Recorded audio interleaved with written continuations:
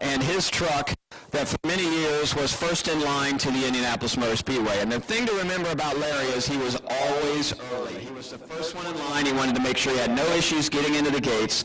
And as long as you sort of keep that first in line Larry Basiglia idea in your head, you will be fine on race day. So what we're here today to do is talk a little bit about how excited we are about the 100th, but more importantly, some of the things we want our fans to start thinking about when they come in any gate, but in particular this one, our brand new gate here at Gate 1, because we want to make sure people enjoy the 100th running of the Indianapolis 500 like no other race they've enjoyed before. So what we're going to do, we're really trying to encourage fans to come a couple of hours early, try and get here so that we don't have any issues at the gate. We want to get people through as quickly as possible. Because we've sold every reserved seat, parking is at a premium. If you don't have a parking credential already, you need to start thinking about where you're going to park. There's lots of places in the neighborhoods on the west side, but a lot of that you're not going to find until you get in on race morning. So again, it just goes back to think about where you're going to go. Make sure you're here early so that you don't get caught out missing anything on the 100th running. Allison Langton, who's with me, is going to talk a little bit about some of the things that we have going race morning. Actually, we really tried to focus on what can we do race morning to give people a lot of content, a lot of reasons to come early. And we know that one of the most important things about the Speedway's history and tradition is some of that boils right down to even the time you leave your house. But we want you this year to start thinking differently, think like Larry, and come out a little bit earlier. So I'll turn it over to Allison just a little bit. One of the great things about Allison, in this community, there's not a better leader to understand big events and how to operate around big events, getting in, getting out. The way our community adopted the way they thought about getting to the Super Bowl, even getting around Lucas Oil Field for the couple of weeks leading up to the Super Bowl when our traffic patterns changed, we thought that Allison can walk through a little bit of that for you to give you an idea what we're trying to do. And then again, some of the things that are going to happen race morning that are going to make you want to be at the Indianapolis Motor Speedway early, things you don't want to miss for the 100th running. Thank you, Doug. Good morning, everyone. As Doug said, we're going to message a lot over the next 10 days or so leading up to the race in ways that we can help the public have a better race day experience by planning ahead, by thinking ahead, having a personal plan on getting to the track.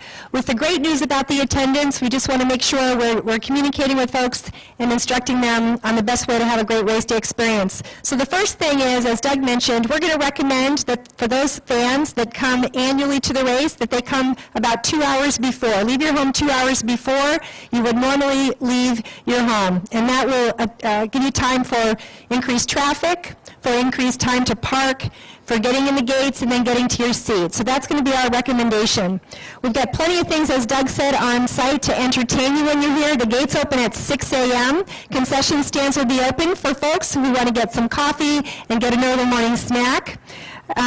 We've got, in my list here, in the press release, there's a list of the things that will be going on property to entertain our fans. First off, the Speed Museum is open at 6 a.m. The Penske exhibit is going on in there, and it'll be great for fans to take an opportunity to be here early enough to take advantage of that exhibit.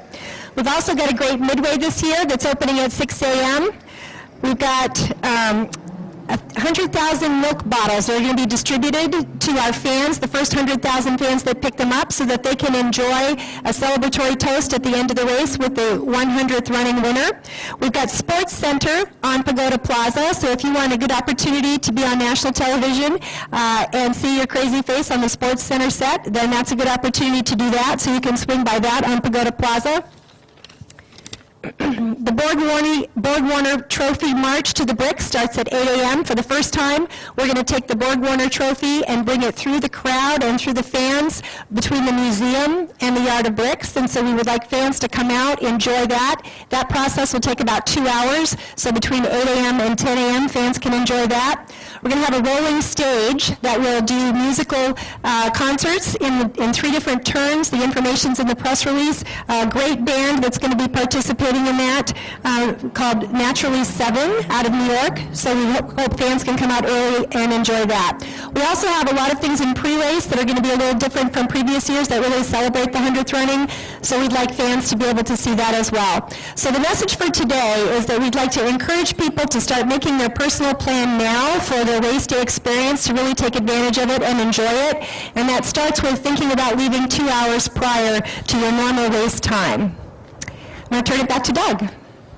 So a couple of things, as I'm thinking like a race fan, that Allison just talked about on race morning that I think are some neat opportunities.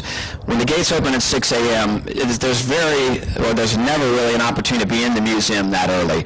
That's going to be a great opportunity to be in the museum. The museum has some new space with some windows. You could potentially watch the sunrise from inside the museum as it comes up over some of the beautiful cars that are on display in there. So I just think the coloring, if you like to take photos of some of the historic cars, the museum would be a great place to be on that morning. The March to the Bricks with the Borg Warner is going to be a great opportunity to see the Borg Warner as it works its way through the plaza to the north end of the racetrack and then back down to be presented in its place for the driver to see it when they win the race. So that's another neat opportunity to see that Borg Warner up close and personal. It's a fantastic trophy that oftentimes when you see it, it's just in a static place. So there's a great way to get a photo of that Borg with a pagoda behind it, other places on the ground. So I'd encourage fans to try and get out and do that. But again, the most important thing is just to think like Larry Basiglia did. Larry made sure he was always early. He was always the first in line. He didn't want anything to get in his way of enjoying not just race day,